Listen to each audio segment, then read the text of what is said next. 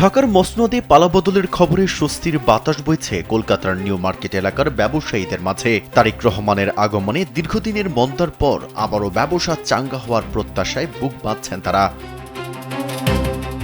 ত্রয়োদশ জাতীয় সংসদ নির্বাচনে একক সংখ্যাগরিষ্ঠতা নিয়ে বিএনপি সরকার গঠন করতে যাচ্ছে। শুক্রবার এই ফলাফল ঘোষণার পরেই কলকাতার ব্যবসায়ী পাড়ায় প্রাণ ফিরে এসেছে।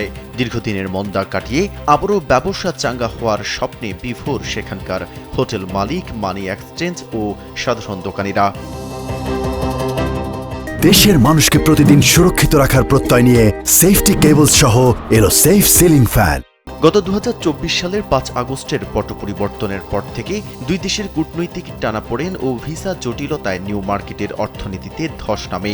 ব্যবসায়ীদের দেওয়া তথ্য মতে গত 1.5 বছরে বাংলাদেশ থেকে কলকাতায় যাওয়া মানুষের সংখ্যা প্রায় 90% কমে গিয়েছে, যার ফলে বড় ধরনের আর্থিক ক্ষতির মুখে পড়েন তারা।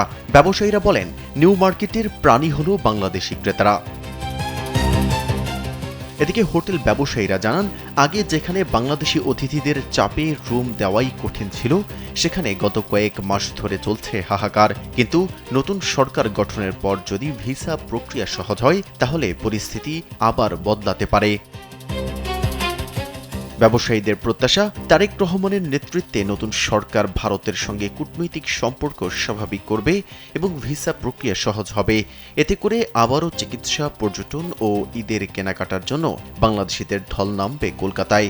ব্যবসায়ীদের মতে নিউ মার্কেটের প্রাণভোমরা হল বাংলাদেশি ক্রেতারা। তাদের আশা, ঢাকার রাজনৈতিক স্থিতিশীলতা ও নতুন সরকারের নীতিমালায় কলকাতার মিনি বাংলাদেশ আবারও ফিরে পাবে তার হারানো ছন্দ। মেহেদী হাসান, কালবেলা।